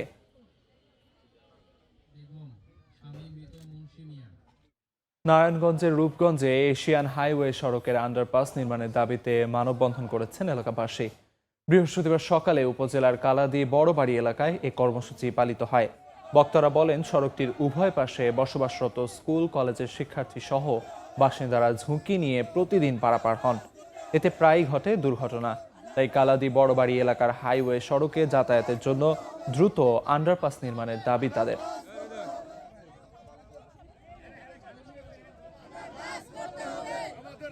শরীয়তপুর শহরের প্রায় 14 কিলোমিটার এলাকায় বসানো হয়েছে সিসি ক্যামেরা, যেখানে যুক্ত করা হয়েছে কৃত্রিম বুদ্ধিমত্তা প্রযুক্তি। গুরুত্বপূর্ণ সড়ক সহ সংযোগ সড়কের প্রবেশ ও বাহির পথে বসানো হয়েছে 120টি ক্যামেরা। জেলা প্রশাসন জানায়, বিদ্যুৎ ও সোলার সংযোগে পরিচালিত এসব ক্যামেরা দ্রুত গতির ইন্টারনেটের মাধ্যমে সরাসরি তথ্য পাঠাবে কন্ট্রোল রুমে। দুর্ঘটনা, যানজট, অগ্নিকাণ্ড, বিস্ফোরণ, সন্দেহজনক চলাফেরা বা অপরাধমূলক কর্মকাণ্ড শনাক্ত করলেই স্বয়ংক্রিয়ভাবে সংকেত যাবে প্রশাসনের কাছে। ভিড়ের মধ্যেও শব্দ ও কণ্ঠ বিশ্লেষণ এবং চলাফেরার ধরনও পর্যবেক্ষণ করবে এই প্রযুক্তি। প্রাথমিকভাবে গুরুত্বপূর্ণ 210টি স্পটে ক্যামেরা স্থাপনের পরিকল্পনা রয়েছে। ধীরে ধীরে বাড়ানো হবে এর পরিধি। একদিকে অস্বাস্থ্যকর পরিবেশ, অন্যদিকে নেই বিএসটিআই এর অনুমোদন। এভাবেই চলছে সেমাই উৎপাদন। চট্টগ্রাম ও নারায়ণগঞ্জে এ ধরনের অভিযোগে 5টি কারখানাকে প্রায় 5 লাখ টাকা জরিমানা করেছে ভ্রাম্যমাণ আদালত। রমজানে বাজার নিয়ন্ত্রণ ও নিরাপদ খাদ্য নিশ্চিতে সারা দেশে এ ধরনের অভিযান অব্যাহত থাকবে বলে জানিয়েছে প্রশাসন।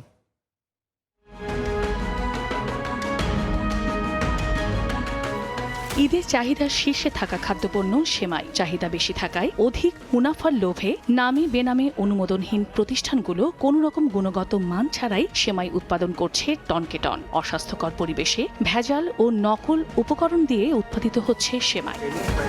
বৃহস্পতিবার চট্টগ্রাম নগরীর বাকলিয়া এলাকায় অনুমোদনহীন 3টি কারখানার সন্ধান পায় ভ্রাম্যমাণ আদালত। এসব কারখানায় যেমন বিএসটিআই এর অনুমোদন নেই, তেমনি উৎপাদনের প্রতিটি ধাপ ছিল অস্বাস্থ্যকর। এমন অভিযোগে প্রতিষ্ঠানগুলোকে 3,60,000 টাকা জরিমানা করে ভ্রাম্যমাণ আদালত। তাদের লাইসেন্সও নেই এবং তারা অস্বাস্থ্যকর পরিবেশে তারা সেমাই এবং নুডলস তৈরি করছে। ফার্মেসিলে যেই উপকরণ হিসেবে পানিটা ব্যবহার করা হচ্ছে, তাদের পানিটা হচ্ছে স্বাস্থ্যসম্মত না।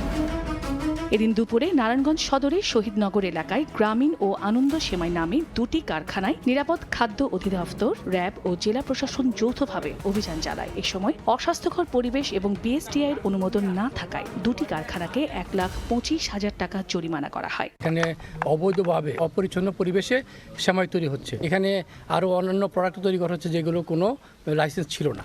ভেজাল খাদ্য উৎপাদন ও বিক্রি বন্ধে এমন অভিযান অব্যাহত থাকবে বলে জানিয়েছে প্রশাসন। চন্দ্রা বিশ্বাস, ববি, সময় সংবাদ। শেরপুরে বিএসটিআই লোগো ব্যবহার করে অস্বাস্থ্যকর পরিবেশে শিশু খাদ্য তৈরির দায়ে 2 প্রতিষ্ঠানকে 85,000 টাকা জরিমানা করেছে ভ্রাম্যমাণ আদালত। বৃহস্পতিবার দুপুরে গোপন সংবাদের ভিত্তিতে নকলা পূর্ব, চিথলিয়া ও জালালপুর এলাকায় অভিযান চালায় উপজেলা প্রশাসন। এ সময় অস্বাস্থ্যকর পরিবেশে সেমাই, আইসক্রিম, চিপস ও চানাচুর বিক্রি এবং বিষাক্ত কেমিক্যাল ব্যবহারের প্রমাণ পাওয়া যায়। অভিযানে আলী ফুড অ্যান্ড বেকারি ও Mithila ice cream and food product নামে 2 কারখানাকে জরিমানা করা হয়। পাশাপাশি তাদের উৎপাদিত মালামাল জব্দ করে ধ্বংস করা হয়।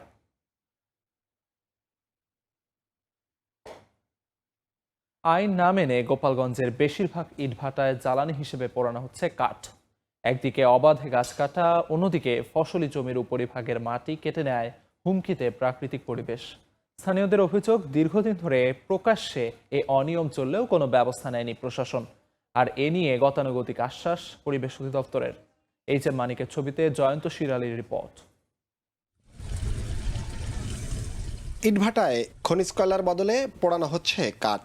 এমনকি প্রতিটি ভাটায় কাঠ চেরাইয়ের জন্য বসানো হয়েছে অবৈধ করাতকল।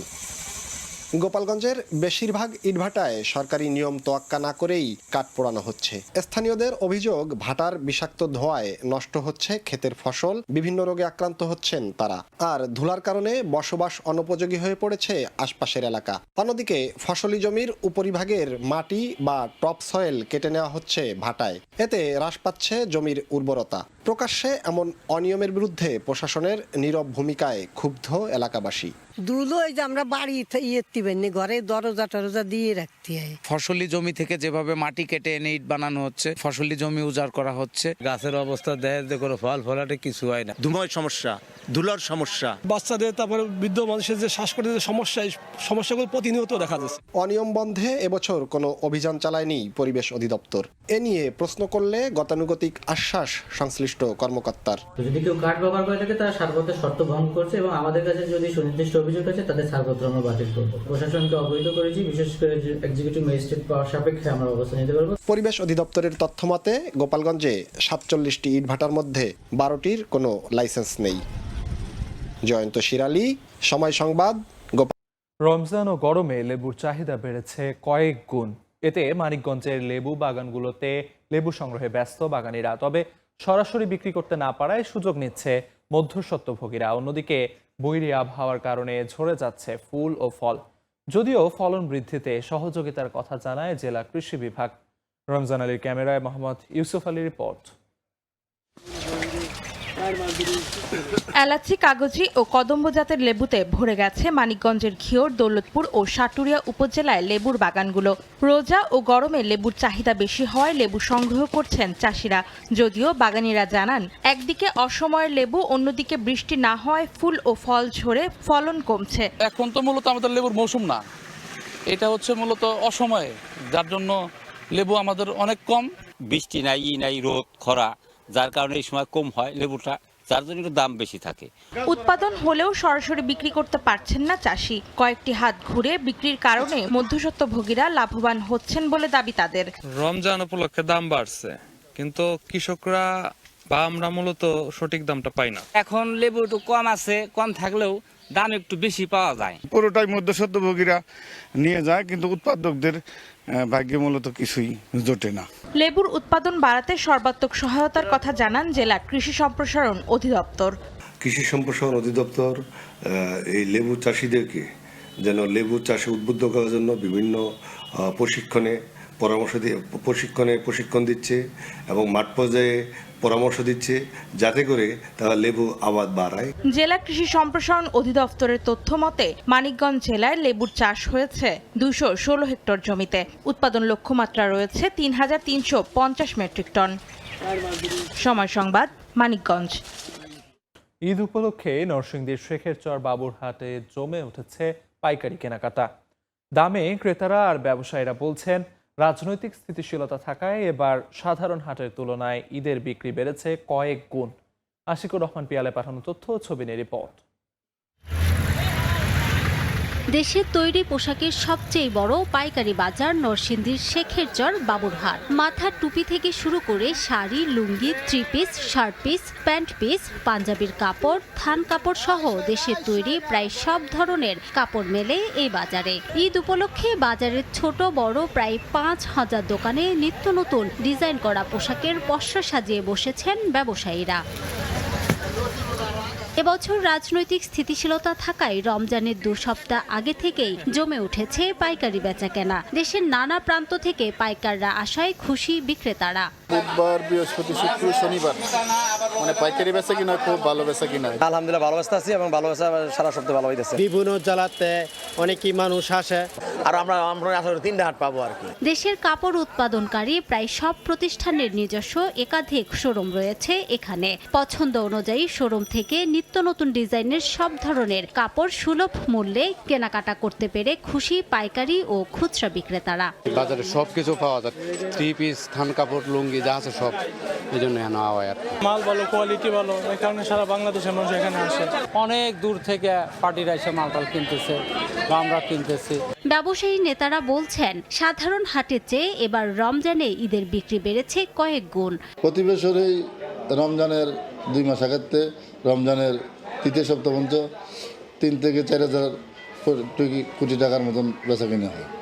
এবছর একটু বেশি বেচা কিনা আমরা আশা করতেছি। সপ্তাহে বৃহস্পতিবার থেকে রোববার পর্যন্ত টানা 4 দিন হাট বসে শেখেরচর বাবুরহাটে। ঈদ উপলক্ষে প্রতি হাটে 3 থেকে 400 কোটি টাকার কাপড় বেচাকেনা হয় বলে জানান ব্যবসায়ীরা।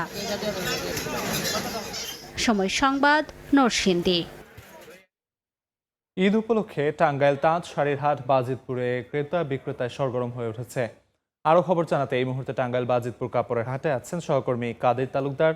চলে যাচ্ছি তার কাছে। আসন্ন ঈদ উপলক্ষে ক্রেতা বিক্রেতায় সরগরম হতে শুরু করেছে টাঙ্গাইল শাড়ির যে পাইকারি হাট, সেই পাইকারি হাট বাজিতপুর হাট। সেই কাঁকড়া কাপড় থেকে বিক্রেতারা ছুটে এসেছেন।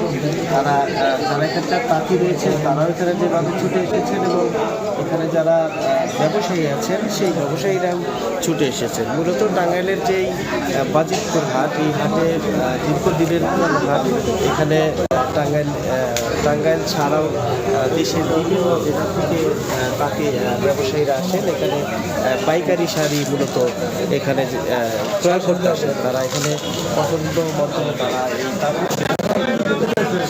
থেকে তাঁতকুলি এলাকা বলা যায়, টাঙ্গাইলের যে বিশাল তাঁতকুলি এলাকা বাজিতপুর এবং পাটরাইল, এই পাটরাইলের মাঝখানে এই হাটটি। সেই হাটে প্রতি শুক্রবারেই বিভিন্ন জেলা থেকে এখানে যারা ব্যবসায়ীরা রয়েছে তারা পাইকারি শাড়ি এখানে কিনতে আসেন।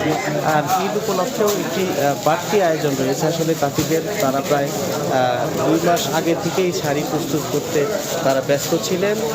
এই পাইকারি হাটে মূলত এখন পাইকার যারা রয়েছে তারা ইতিমধ্যেই তারা শাড়ি সংগ্রহ করেছেন, শাড়ি সংগ্রহ করেছেন এবং শেষ মুহূর্তে আসলে আর হয়তো 1টি বা 2টি হাট রয়েছে তারা পাইকারি শাড়ি ক্রয় করবেন।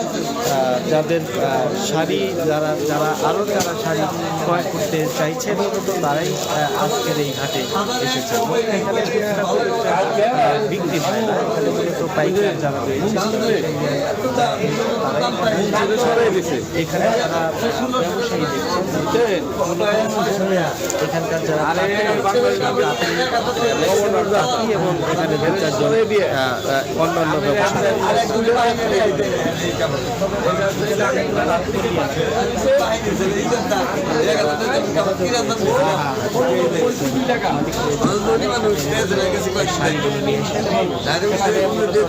শাড়ি যেটাকে বলে যে একদম যে তাঁত রয়েছে তার থেকে এনেই তারা এই হাটে প্রতি শুক্রবারে এখানে হাট বসেন এবং 4 টাকা ভোর থেকে দুপুর নাগাদ এই হাটটি আসলে হয়ে থাকে এবং সেই হাটে টাঙ্গাইল ছাড়াও জেলা বিভিন্ন টাঙ্গাইল ছাড়াও দেশের এই ছিল আসলে আমার কাছ থেকে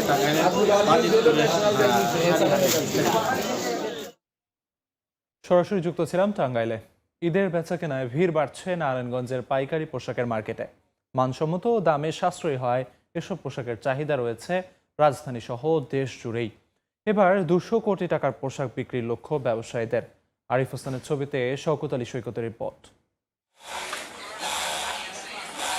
ঈদের খুশিকে প্রাণবন্ত করে তোলে নতুন পোশাক। এজন্য নারায়ণগঞ্জের পোশাক তৈরির কারখানাগুলোতে বেড়েছে কর্মব্যস্ততা।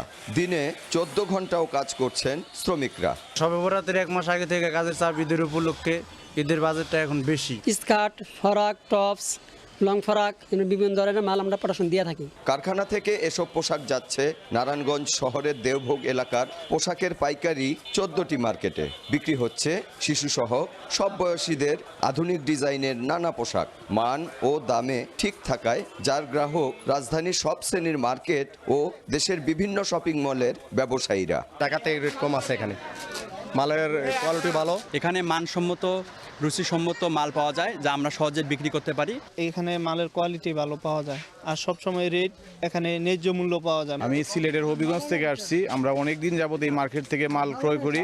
ক্রেতা চাহিদা মাথায় রেখে নিত্য নতুন ও আকর্ষণীয় ডিজাইনের পোশাকের পসরা সাজিয়ে বসেছেন ব্যবসায়ীরা।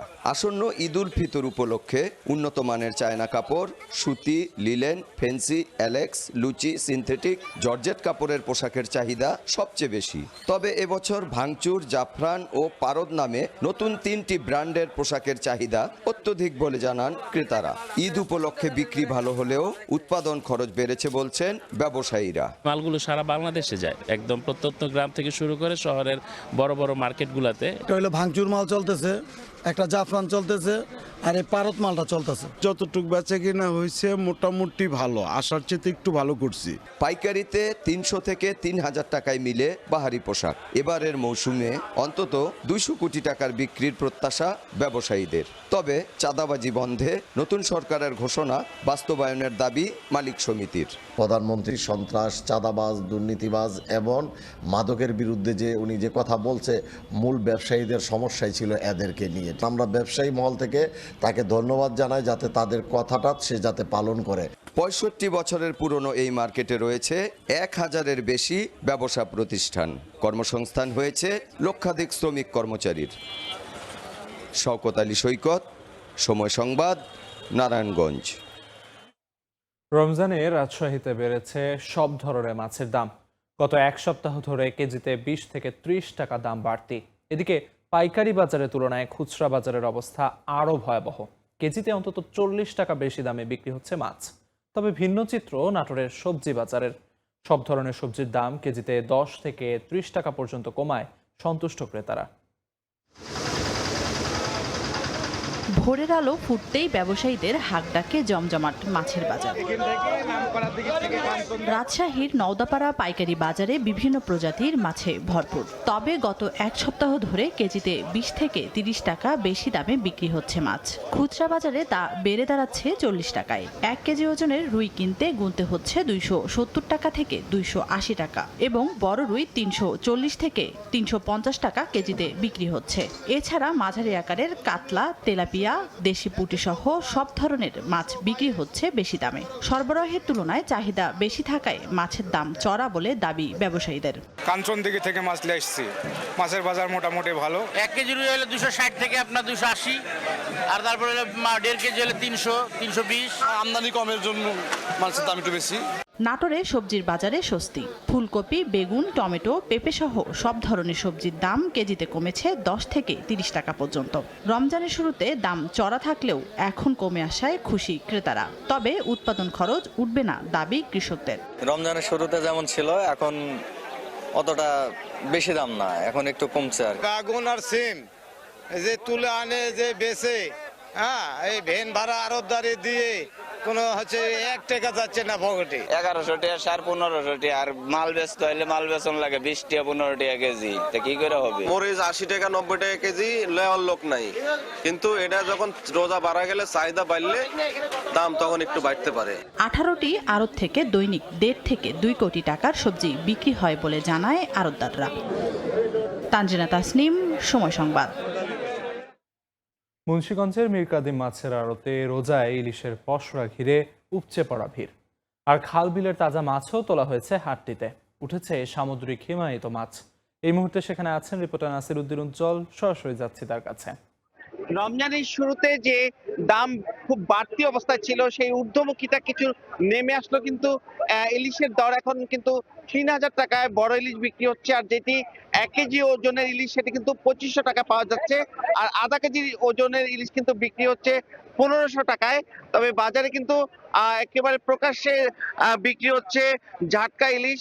এই ব্যাপারে কিন্তু বাজারের যে মনিটরিং বা এই ব্যাপারে আইন শৃঙ্খলা রক্ষা বাহিনীর দায়িত্ব বা মৎস্য বিভাগ, তারা কিন্তু টুটো জগন্নাথের মতো পরিবেশে রয়েছে। সে কারণে কিন্তু দিন দিন এভাবে যে ঝাটকা নিধন হচ্ছে সে ব্যাপারে কোনো পদক্ষেপ লক্ষ্য করা যাচ্ছে না বলে কিন্তু প্রকৃত যারা মৎস্যজীবী রয়েছেন বা আড়তদাররা রয়েছেন তারা কিন্তু বলছেন যে ইলিশের উৎপাদন বাড়ানোর জন্য যে পদক্ষেপের কথা বলা হচ্ছে সেটি কিন্তু বাস্তবে দেখা যাচ্ছে না। তো ইলিশের এই পরিবেশ যে তারা বলছেন যে পদ্মার যে ইলিশ সেটি খুঁজে পাওয়া যাচ্ছে কম, এবং মিঠা পানিতে যে ইলিশের পদচারণা সেই ব্যাপারে কিন্তু এই যে এখানকার কারেন্ট জালের দাপট সেটিও কিন্তু নানা রকম চ্যালেঞ্জে ফেলছে। এছাড়া এই রমজানে আপনারা দেখছেন যে জমজমাট মাছের বাজার, সেই মাছের বাজারে কিন্তু অন্যান্য যেসব মাছ রয়েছে সেগুলো কিন্তু তারা বলছেন যে একটা স্থিতিশীল অবস্থায় রয়েছে। তবে ভোক্তা যারা রয়েছেন তারা বলছেন যে সিন্ডিকেট করে কিন্তু এই মাছের দাম বাড়তি রাখবার কারণে ভোক্তাদের এই সহনীয় দামে কিনতে পারছেন না। এবং এখানকার যেসব মাছ রয়েছে সেই মাছগুলোর মধ্যে কিন্তু স্থানীয় খাল বিলের মাছ ছাড়াও সামুদ্রিক মাছ রয়েছে, যেগুলো নৌপথ এবং সড়ক পথে এই হাটটিতে আসে। তবে এই হাটের যে নৌপথের যে বন্দর রয়েছে টার্মিনাল, সেখানে কিন্তু নাব্য সংকটের কারণে লঞ্চ ভিড়তে পারছে না। আর এই কারণে কিন্তু তাদের অন্য ঘাট থেকে মাছ নামিয়ে নিয়ে আসতে হয়, তাতে তাদের খরচ বেড়ে যাচ্ছে বলে দাবি করছেন। একই সঙ্গে এই যে আড়তের সঙ্গে যে সড়ক পথ, সেই সড়ক পথের যে ব্রিজ মেরামত সেটি দীর্ঘদিন সংস্কার না হবার কারণে কিন্তু বড় ট্রাক প্রবেশে বিঘ্ন ঘটছে। এবং এই খোলা আকাশের হাটটিতে যে 43টি আড়ত রয়েছে, সেই 43টি আড়ত ঘিরে যেখানে প্রায় 3000 মানুষের রুটি রুজি, তারা বলছেন যে এই মাহে রমজানে যে জমজমাট বেচা বিক্রি সেই পরিবেশে তারা অনেকেই খুশি। তবে এখানে যে যোগাযোগ ব্যবস্থা, সেই ব্যবস্থার কারণে কিন্তু তারা বলছেন যে এই বাজারের যে আরো বেশি জমজমাট থাকবার কথা সেটি কিন্তু তারা ধরে রাখতে পারছেন না। এবং একই সঙ্গে যে এই হাটে যেসব মাছ বিক্রি হচ্ছে তার মধ্যে কিন্তু যে নদীর পাঙ্গাস সেটি বাজারে আজকে বিক্রি হচ্ছে 800 থেকে 1000 টাকা কেজিতে, চাষের রুই বিক্রি হচ্ছে 300 থেকে 400 টাকা কেজিতে, নদীর কাতল বিক্রি হচ্ছে 600 থেকে 700 টাকায়, আর চাষের বোয়াল বিক্রি হচ্ছে 500 থেকে 600 টাকা কেজি দরে, গলদা চিংড়ি পাওয়া যাচ্ছে সেটি কিন্তু 600 থেকে 1000 টাকা কেজি, নদীর আইড় বিক্রি হচ্ছে 1000 থেকে 1400 টাকায়, কোরাল মাছ পাওয়া যাচ্ছে যেটি সামুদ্রিক কোরাল মাছ সেটি 700 থেকে 800 টাকা কেজি, মৃগেল পাওয়া যাচ্ছে 200 থেকে 250 টাকা কেজিতে, পোয়া মাছের দাম কিন্তু তারা বলছেন যে 500 টাকা কেজি পর্যন্ত উঠেছে, আর যেটি ছোট আকারে সেটি 300 টাকা পাওয়া যাচ্ছে। কাসকি মাছ উঠেছে যেটির দাম 400 থেকে 600 টাকা কেজি। এরকম বৈচিত্র্যপূর্ণ মাছ কিন্তু ভরা যে চাষের কই মাছ প্রচুর বাজারে উঠেছে, সেটি কিন্তু 180 থেকে 200 টাকা কেজিতে। আর দেশি কই যেটি পাওয়া যাচ্ছে সেটি 1000 থেকে 1500 টাকা কেজিতে। আর দেশি শিং বিক্রি হচ্ছে 800 থেকে 1000 টাকায়। আর চাষের শিং বিক্রি হচ্ছে কিন্তু 300 থেকে 400 টাকা কেজি দরে। চিতল বিক্রি হচ্ছে 500 থেকে 600 টাকায়। এরকম মাছের যে বিভিন্ন অঞ্চল থেকে আসছে সেটি কিন্তু তারা বলছেন অন্তত 15টি জেলা থেকে এখানে মাছ আসে, এবং এই 2 থেকে 3 ঘন্টা কিন্তু তারা কোটি টাকার মাছ বিক্রি করেন বলে কিন্তু এখানকার যারা আড়তদার রয়েছেন তারা জানিয়েছেন। তো এই ছিল মুন্সিগঞ্জের মাছের হাটের সবশেষ। মুন্সিগঞ্জের মীর কাদিমের মাছের আড়ত থেকে সবশেষ জানাচ্ছি।